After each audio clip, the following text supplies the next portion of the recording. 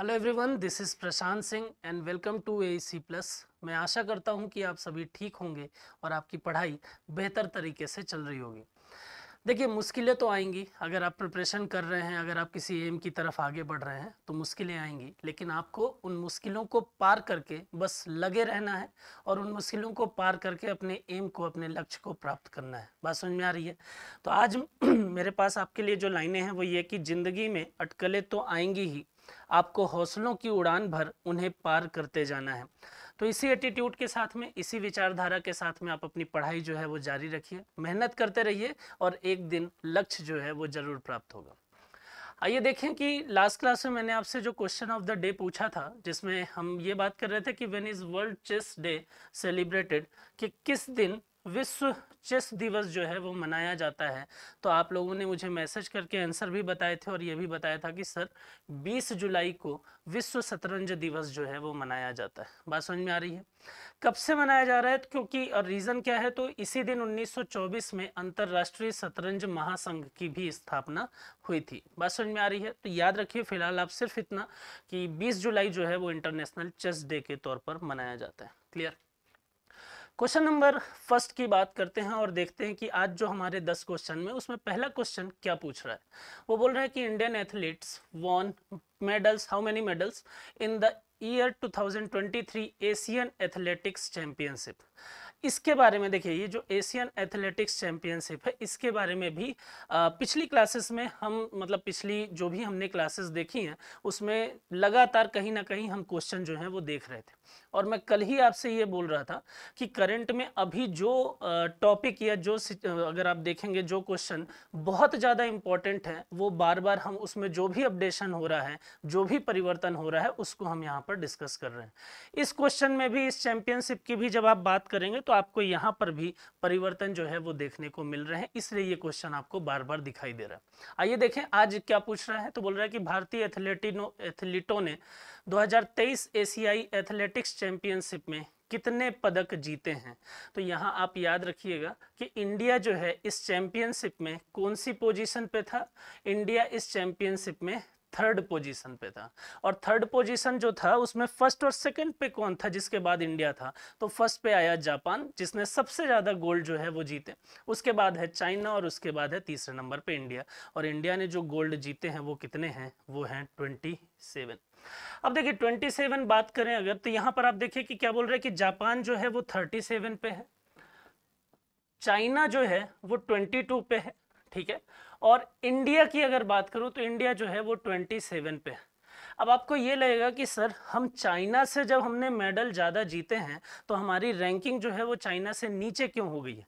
तो याद रखिएगा कि जब हम चाइना की बात करते हैं तो यहाँ पर चाइना के द्वारा जो गोल्ड जीते गए हैं वो कितने हैं? वो हैं 8। और इंडिया के द्वारा इन 27 में जो गोल्ड जीते गए हैं वो हैं कितने? 6। तो क्योंकि हमसे चाइना ने ज्यादा गोल्ड मेडल जीते हैं, इस वजह से चाइना जो है वो हमसे ऊपर चला गया है 22 मेडल के साथ ही। बात समझ में आ रही है? तो याद रखिएगा कि इस चैंपियनशिप में जापान और चाइना के बाद में भारत का स्थान जो है वो कौन सा था? वो तीसरा स्थान था, जिसमें भारत ने टोटल 27 मेडल जो हैं वो जीते हैं। बात समझ में आ रही है? मैं पहले भी आपको बता चुका हूं कि 12 जुलाई से लेकर 16 जुलाई तक कहाँ हुआ है ये हुआ है बैंकॉक में, ठीक है। तो याद रखिएगा कि ये चैंपियनशिप कहाँ हुई है? तो 12 जुलाई से 16 जुलाई के बीच में बैंकॉक में हुई है। जापान जो है वो टॉपर था, सबसे ज्यादा था। उसके बाद सेकंड जो था वो चाइना था और थर्ड जो था वो इंडिया था। और इंडिया ज्यादा मेडल होने के बावजूद भी चाइना से इसलिए पीछे है क्योंकि चाइना की जो गोल्ड मेडल की पोजीशन है वो सेकंड नंबर पर है। बात समझ में आ रही है? तो ये आप याद रखेंगे इसमें। क्वेश्चन नंबर सेकंड की अगर बात करें तो क्वेश्चन नंबर 2 वो ये बोल रहा है, सेकंड ये बोल रहा है कि the new integrated terminal building of Port Blair Veer Savarkar International Airport has been inaugurated by. अगर मैं आपको ये बताऊं कि भाई पोर्ट ब्लेयर में अभी हाल ही में अगर आप देखेंगे तो 18 जुलाई को हमारे देश के जो पीएम हैं उन्होंने एक बिल्डिंग का इनॉग्रेशन किया है। अगर आप बात करेंगे तो एक इंटरनेशनल एयरपोर्ट जो वीर सावरकर इंटरनेशनल एयरपोर्ट है, वहाँ पर इन्होंने एक इंटीग्रेटेड टर्मिनल बिल्डिंग का इनॉग्रेशन किया है हमारे पीएम ने और नरेंद्र मोदी साहब ने। और ये बिल्डिंग के इनॉग्रेशन के कारण इसका फायदा जो है वो क्या दिखेगा, तो पहली चीज तो ये कि ये देखने में काफी विशाल है, हाईटेक है, ठीक है, यात्रियों के लिए भी काफी ये सुविधाजनक है। और दूसरा अगर हम बात करें यहाँ से एयर ट्रांसपोर्टेशन की, अगर हम बात करें कनेक्टिविटी की, तो आप देखेंगे कि जो पोर्ट ब्लेयर है अंडमान एंड निकोबार में, वहां पर जो एयर ट्रांसपोर्ट फैसिलिटी है वो क्या हो जाएगी, वो इंक्रीज होगी।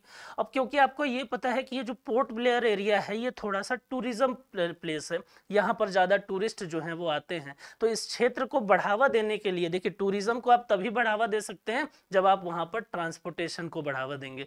अब क्योंकि सबसे आसान ट्रांसपोर्टेशन की अगर बात करेंगे और बेहतर और लग्जीरियस, तो वो है एयर ट्रांसपोर्ट। तो जब एयर ट्रांसपोर्ट को बढ़ावा देने के लिए हमने यहाँ पर इस प्रकार की चीजें जो हैं वो की हैं, तो इससे पोर्ट ब्लेयर में टूरिज्म में भी इंक्रीमेंट जो है वो देखने को मिलेगा ही मिलेगा। बात समझ में आ रही है? तो याद रखिएगा कि किसने ये इनोग्रेशन किया है इंटीग्रेटेड टर्मिनल बिल्डिंग का, तो ये इनोग्रेशन किया है माननीय नरेंद्र मोदी साहब ने। बात समझ में आ रही है? कितना फंड लगेगा इसके निर्माण में, तो 710 करोड़ रुपए की लागत से ये बनाया जाएगा।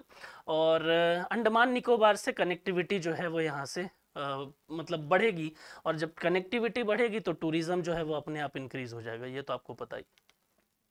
क्वेश्चन नंबर 3 की अगर मैं बात करता हूं, तो which of the following statement is correct about the national multi dimensional poverty index.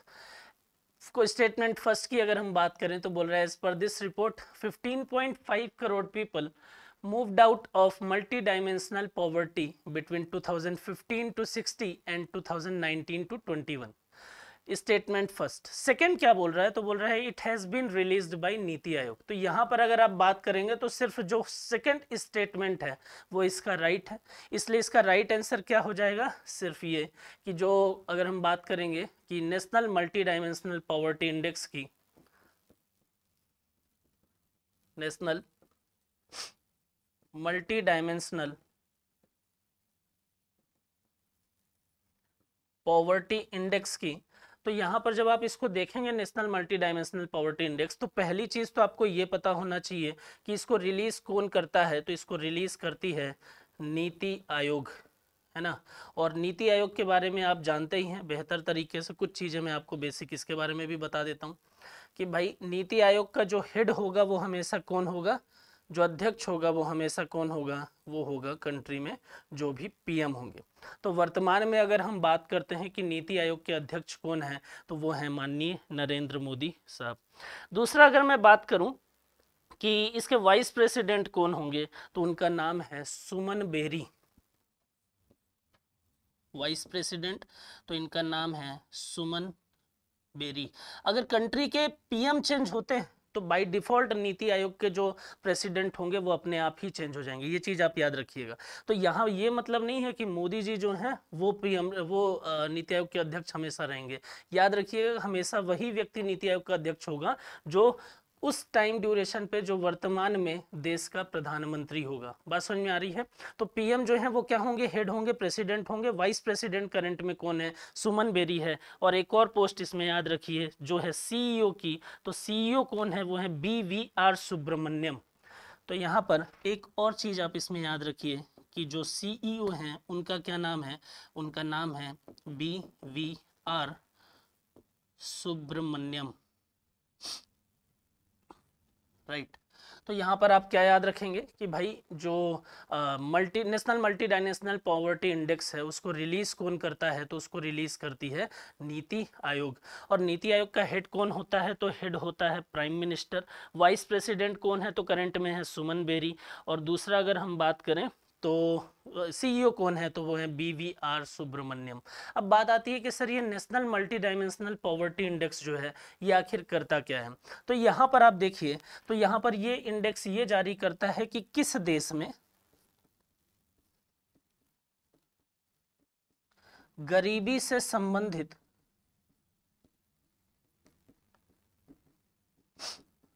किस देश में गरीबी से संबंधित कितने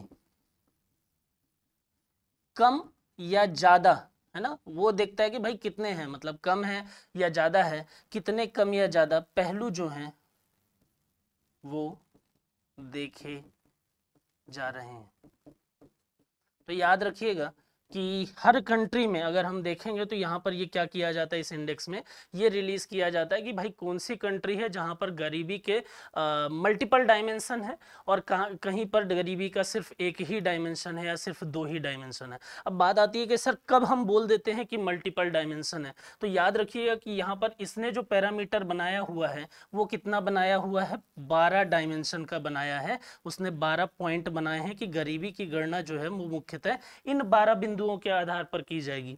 और फिर वहां पर यह बोला कि अगर किसी भी कंट्री में 1/3 पॉइंट जो हैं वो फुलफिल होते हैं और गरीबी से संबंधित समस्याएं 3 से ज्यादा, अगर मैं यहाँ पर 1/3 को बोल दूं तो अगर 1/3 पॉइंट से ज्यादा पॉइंट जो है वो वहां पर देखने को मिलते हैं, तब हम बोल देते हैं कि उस देश में मल्टी डायमेंशनल पॉवर्टी जो है वो देखने को मिल रही है। तो आप इस पॉइंट में इतनी चीजें याद रखिए कि national multi dimensional poverty index released by NITI Aayog, NITI Aayog का president prime minister, vice president Suman Bery, CEO BVR Subrahmanyam. अच्छा ये चेंज हो सकते हैं ना, तो ये याद रखिएगा, ये अभी का मैं बता रहा हूँ। किसी देश में गरीबी से संबंधित जो आयाम है ना, जो संबंधित जो आयाम याद रखिए कि जो आयाम हैं वो कितने हैं, कम है या ज़्यादा है, उसकी ये जानकारी जो है वो रिलीज करता है। 12 पॉइंट के बेसिस पे ये कैलकुलेशन करता है, जिसमें से अगर 1/3 पॉइंट जो है वो वहाँ पर देखने को मिलते हैं, तब हम बोल देते हैं कि भाई वहाँ पर मल्टी डायमेंशनल पॉवर्टी है ना, अलग अलग बिंदुओं के आधार पर उस देश में गरीबी जो है वो देखने को मिल रही है। यहाँ पर आप ये याद रखिएगा, ठीक है। चलिए नेक्स्ट अगर हम बात करें तो बोल रहा है क्वेश्चन नंबर 4 कि the first ever foreign minister meeting of BIMSTEC was held in which city. हाल ही में अगर आप देखेंगे तो बिम्स्टेक की जो पहली विदेश मंत्रियों की बैठक हुई है वो किस शहर में हुई है, तो वो हुई है बैंकॉक में। अगर आप देखेंगे तो वो हुई है कहाँ पर, बैंकॉक में। अब बात आती है कि सर ये बिम्स्टेक है क्या, तो बिम्स्टेक की अगर मैं बात करूं, अगर मैं बिम्स्टेक की बात करूं तो बिम्स्टेक का फुल फॉर्म होता है Bay of Bengal initiative for multi sectoral technical and economic cooperation.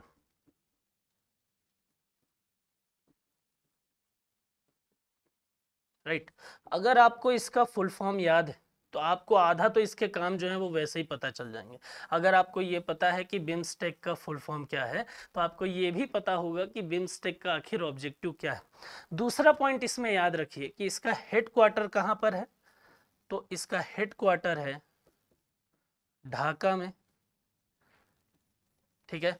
तीसरा पॉइंट इसमें याद रखिए कि इसमें कौन कौन सी कंट्री हैं जो मेंबर हैं, तो यहां पर अगर मैं बोल दूं तो बांग्लादेश, श्रीलंका, इंडिया, नेपाल, भूटान, थाईलैंड और म्यांमार। यहाँ आप देखेंगे तो 7 देश जो हैं वो इसके वर्तमान में सदस्य के तौर पर देखे जाते हैं। तो बिम्स्टेक जो है उसका हेडक्वार्टर कहाँ पर है, बिम्स्टेक का हेडक्वार्टर है ढाका में। बिम्स्टेक जो है उसका फुल फॉर्म क्या है, तो Bay of Bengal initiative for multi sectoral technical and economic cooperation. BIMSTEC का इस्टेब्लिशमेंट की अगर मैं बात करता हूँ तो वो कब हुआ है, वो हुआ है 1997 में। बात समझ में आ रही है। तो बिम्स्टेक का एस्टेब्लिशमेंट कब हुआ, बिम्स्टेक के मेंबर की अगर बात करें तो Bangladesh, Sri Lanka, India, Myanmar, Nepal, Thailand और भूटान जो हैं वो इसके मेंबर के तौर पर जाने जाएंगे। अब बात आती है कि सर जो बिम्स्टेक है उसका उद्देश्य क्या है, तो यहाँ पर अगर आप देखेंगे तो इसके उद्देश्य की अगर मैं बात करूँ, इसके ऑब्जेक्टिव की अगर मैं बात करता हूँ, तो ऑब्जेक्टिव में आप याद रखिए कि पहला ये कि आंतरिक मामलों में कोई हस्तक्षेप नहीं करेंगे एक दूसरे के, आंतरिक मामलों में हस्तक्षेप नहीं, ये पहला ऑब्जेक्टिव कि ये जितने भी सदस्य देश हैं एक दूसरे के आंतरिक मामलों में हस्तक्षेप नहीं करेंगे। दूसरे ऑब्जेक्टिव की अगर मैं बात करता हूं तो यहां पर है फास्ट इकोनॉमिक ग्रोथ, राइट, कि जो इकोनॉमिक डेवलपमेंट, इकोनॉमिक ग्रोथ है उसमें तेजी लाएंगे। तीसरा अगर मैं बात करता हूं तो यहां पर याद रखिए इक्वेलिटी,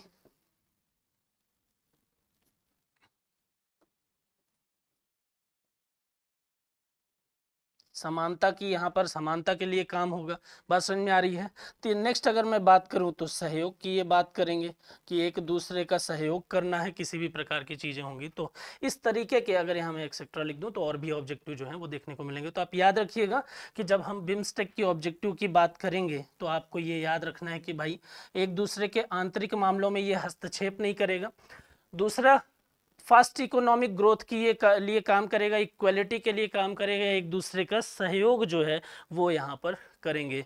और अगर एक पॉइंट और आप याद रखना चाहते हैं तो आप एक ये भी याद रखिए कि एजुकेशन, क्योंकि आजकल सबसे ज़्यादा जरूरी जो है वो क्या है, वो है एजुकेशन, साइंस एंड टेक्नोलॉजी। तो यहाँ याद रखना है कि भाई इन तीनों सेक्टर में लगातार बढ़ावा देने के लिए भी प्रयास जो है वो इन सदस्य देशों में या इस ऑर्गेनाइजेशन का ऑब्जेक्टिव के तौर पर देखा जा सकता है। बात समझ में आ रही है। तो याद रखिए कि बिम्स्टेक की जो फॉरेन मिनिस्टर्स की अभी मीटिंग हुई है सदस्य देशों की, वो कहाँ पर हुई है, वो बैंकॉक में हुआ है। ठीक है। और भारत की तरफ से अगर मैं बात करूं तो भारत की तरफ से जो विदेश मंत्री हैं वो कौन है, वो हैं श्री एस जयशंकर। तो वो इस मीटिंग का हिस्सा बने थे। बात समझ में आ रही है। चलिए क्वेश्चन नंबर 5 की बात करते हैं कि who launch the CRCS Sahara refund portal on 18 जुलाई 2003। देखिए ये न्यूज़ जो है वो बहुत सारे मध्यम वर्गीय परिवार के लिए एक आशा की किरण। जिन लोगों ने सहारा नाम की कंपनी में इन्वेस्टमेंट किया था, प्रॉफिट हुआ और उस प्रॉफिट का इंतजार जो है वो करते रह गए। तो यहाँ पर अगर हम बात करेंगे तो एक पोर्टल लॉन्च किया गया है भारत सरकार के द्वारा, और किसके द्वारा लॉन्च किया गया है तो याद रखिएगा कि कोऑपरेशन मिनिस्टर अमित शाह जी ने इस पोर्टल को लॉन्च किया है। अब इस पोर्टल के बारे में अगर मैं आपको बताऊं तो यहाँ पर याद रखिएगा कि 18 जुलाई को ये पोर्टल जो है वो अमित शाह जी के द्वारा लॉन्च किया गया। और इसमें बोला क्या गया कि जिन लोगों ने सहारा, मैं इधर लिख देता हूं, कि जिन लोगों ने सहारा में निवेश किया था, सहारा में इन्वेस्टमेंट किया था, उनके इन्वेस्टमेंट में जो रिटर्न या रिफंड की चीज़ें हैं वो की जाएंगी और उनका पैसा जो है वो वापस आएगा। इसके लिए आपको एक फॉर्म फिल करना पड़ेगा और फॉर्म फिल करने के लगभग 40 से 45 दिन के अंदर आपका पैसा जो है वो क्या होगा, आपके अकाउंट में जो है वो आ जाएगा।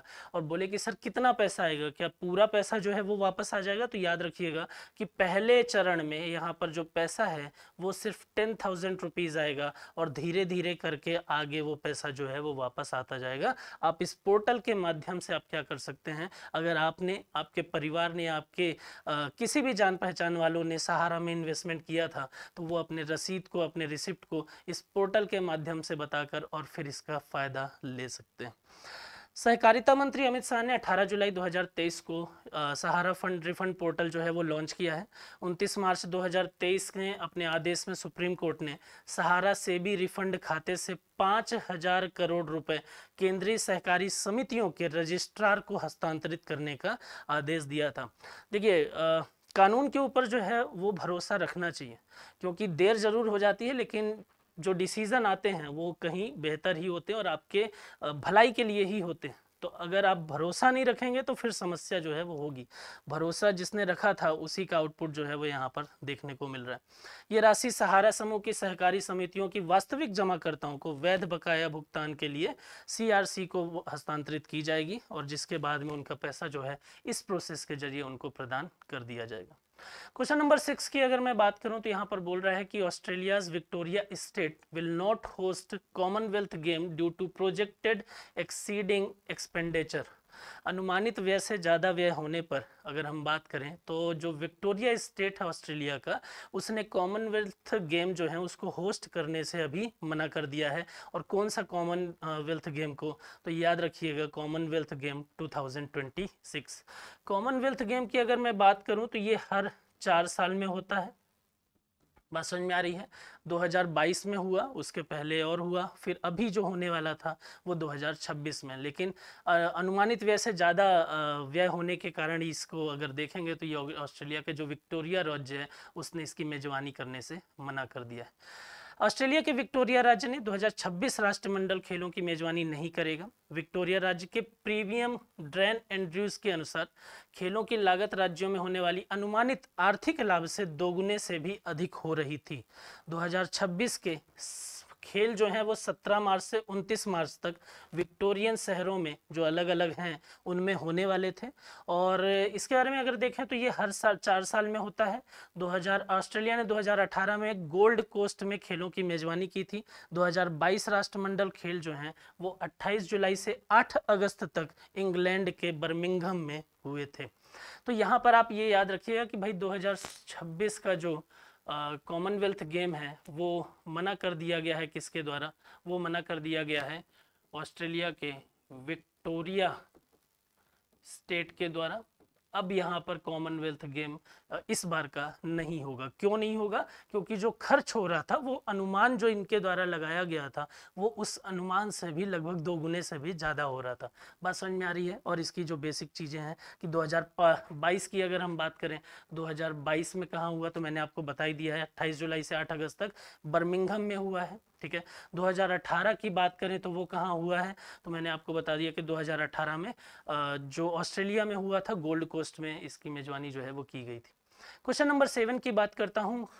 यहाँ पर अगर हम बात करेंगे तो देखिए कि who chaired the regional conference on drug trafficking and national security, drug तस्करी और राष्ट्रीय सुरक्षा पर क्षेत्रीय सम्मेलन की अध्यक्षता जो है वो किसने की है? वो अभी की है अमित शाह जी ने। अमित शाह जी ने, अगर यहाँ पर मैं बात करूँ ड्रग ट्रैफिकिंग जो है वो होता क्या है, तो अभी हाल ही में एक अमाउंट अगर हम बात करेंगे तो आप देखेंगे कि लगभग 1.4 लाख किलोग्राम से अधिक नशीले पदार्थ जो हैं जिनका मूल्य कितना था 2378 करोड़ रुपए, उनको नष्ट कर दिया गया है। दूसरा आप याद रखेंगे तो इसका ऑब्जेक्टिव क्या होता है, तो जो बच्चे हैं उनको नशीले से पदार्थों से या नशे से दूर रखना है और नशा मुक्त वातावरण जो है वो डेवलप करना है। तो याद रखिएगा कि यहाँ पर इस सम्मेलन की जो अध्यक्षता की है वो किसने की है? वो अमित शाह जी ने की है। और अंतर्राष्ट्रीय यहाँ पर अगर आप देखेंगे तो लक्ष्य देश की आज़ादी की शताब्दी मनाए जाने तक भारत में युवाओं को नशा मुक्त बनाना है। बात समझ में आ रही है? चलिए क्वेश्चन नंबर 8 की अगर हम बात करें कि which country has launch the world's first methane powered rocket to space, किस देश ने दुनिया का पहला मीथेन संचालित रॉकेट अंतरिक्ष में लॉन्च किया है? इस मामले में देखिए चाइना जो है वो भारत से आगे है ना, और चाइना ने अभी हाल ही में लॉन्च किया है और ये बेहतर कदम है एक तरीके से। देखिए जब हमारे आसपास के देश या विश्व में अलग अलग देश अगर किसी नई टेक्नोलॉजी को लेकर आते हैं और वो टेक्नोलॉजी जो है वो आगे भविष्य के लिए, फ्यूचर के लिए जो है वो बेहतर होती है या हमारे पास जो रिसोर्स है उनके कंपेयर में वो सस्ती होती है, तो ये अगर एक देश एक चीज़ को लेकर आ रहे हैं ना तो वहाँ से कॉम्पिटिशन की भावना होगी और वहाँ से फिर चीज़ों में बेहतर कॉम्पिटिशन, हेल्दी कॉम्पिटिशन बोलते हैं ना, तो यहाँ पर इस तरीके की चीज़ें जब होती हैं तो हेल्दी कॉम्पिटिशन जो है वो डेवलप होता है। तो भारत जो है और भारत के आसपास और चाइना के आसपास के जो भी देश हैं और जो कैपेबल हैं इन चीज़ों को करने में, वो लगातार इस प्रकार की चीज़ें करेंगे। तो इससे जो ईंधन होगा, जो फ्यूल होगा, वो धीरे धीरे सस्ता होगा और पेट्रोलियम और इन चीज़ों पर डिपेंडेंसी जो है वो कम हो जाएगी। बात समझ में आ रही है? चलिए तो यहाँ पर अगर हम बात करते हैं तो बेसिक चीज़ें हैं, आप इसको देखिएगा। ठीक है, थ्योरी। क्वेश्चन नंबर 9 की मैं बात करता हूँ कि which country has formally joined the Trans Pacific Partnership in New Zealand, कौन सा देश औपचारिक रूप से न्यूजीलैंड में ट्रांस पैसिफिक पार्टनरशिप में शामिल हुआ है? तो वो है यूके। यूनाइटेड किंगडम जो है वो हाल ही में अभी पहला देश है जो औपचारिक रूप से ट्रांस पैसिफिक पार्टनरशिप जो है उसमें शामिल हुआ है। बिजनेस और ट्रेड सचिव केमी बडेनोच ने न्यूजीलैंड में ट्रांस पैसिफिक पार्टनरशिप के लिए व्यापक प्रगतिशील समझौते पर औपचारिक रूप से अगर हम देखेंगे तो उसने हस्ताक्षर किए हैं। दूसरा अगर देखें तो यूनाइटेड किंगडम जो है वो 2018 के बाद इस ब्लॉक में शामिल होने वाला पहला यूरोपीय देश जो है वो बन गया है। तो इसमें याद रखिएगा कि जो यूके है वो अभी हाल ही में एक तरीके से फॉर्मली उसने ज्वाइन किया है ट्रांस पैसिफिक पार्टनरशिप, तो इसमें आप ये याद रखेंगे। क्वेश्चन नंबर 10 की अगर मैं बात करता हूं तो president Murmu presented Bhumi Samman 2023 in New Delhi to 9 state secretaries and district collector, तो अभी उसने हाल ही में 68 कलेक्टर को अगर हम बात करेंगे तो माननीय जो राष्ट्रपति जी हैं उन्होंने हाल ही में जो स्टेट के सेक्रेटरीज हैं और जो डिस्ट्रिक्ट कलेक्टर हैं तो 68 डिस्ट्रिक्ट कलेक्टर को एक अवार्ड से सम्मानित किया और वो सम्मान था भूमि सम्मान, है ना। अब बात ये आती है कि सर ये भूमि सम्मान 2023 जो है वो प्रदान किया क्यों गया।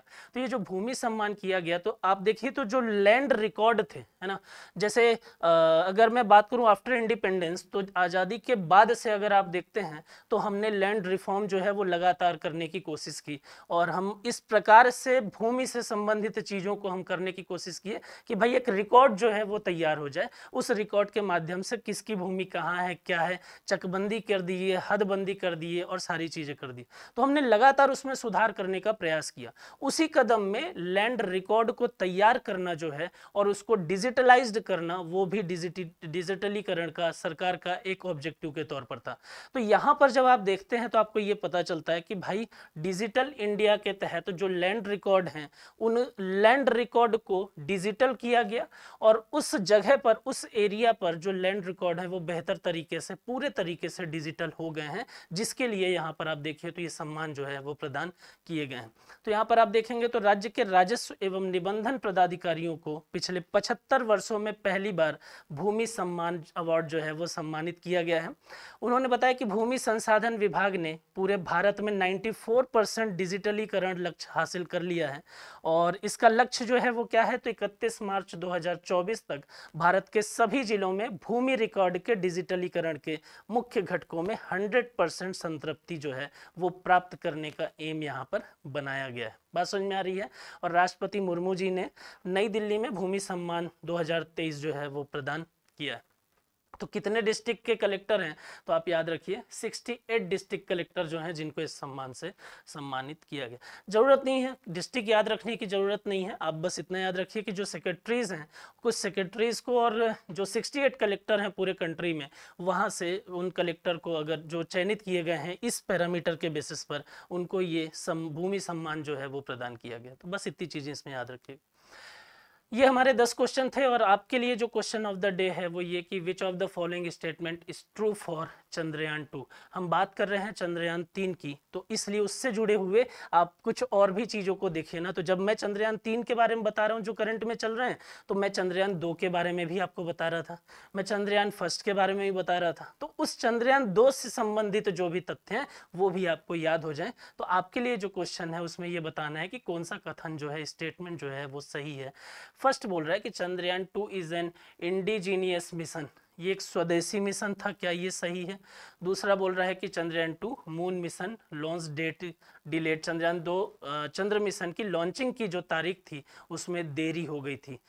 तीसरा अगर हम बात करें तो बोल रहा है कि चंद्रयान 2 की लॉन्चिंग के दौरान T56 मिनट पर लॉन्च व्हीकल सिस्टम में तकनीकी खराबी देखी गई थी। और फोर्थ है उपरोक्त सभी। तो आप यहाँ पर मुझे बताएंगे कमेंट करके कि ABCD में से कौन सा आंसर जो है वो सही है। बात समझ में आ रही है। थोड़ा सा मेहनत करें, मैं हर बार बोलता हूँ 80% करंट की चीज़ें जो हैं और उस टॉपिक से संबंधित 80% चीज़ें जो है वो मैं बता दूंगा। बात आती है 20% की, 20% की जिम्मेदारी आपकी है, तो उस 20% के लिए मेहनत करें। बात समझ में आ रही है। चलिए फिर ये हमारे 10 क्वेश्चन थे और आपके लिए जो क्वेश्चन ऑफ द डे है वो ये है। ठीक है, पढ़ाई करते रहिए, खुश रहिए। Thank you so much.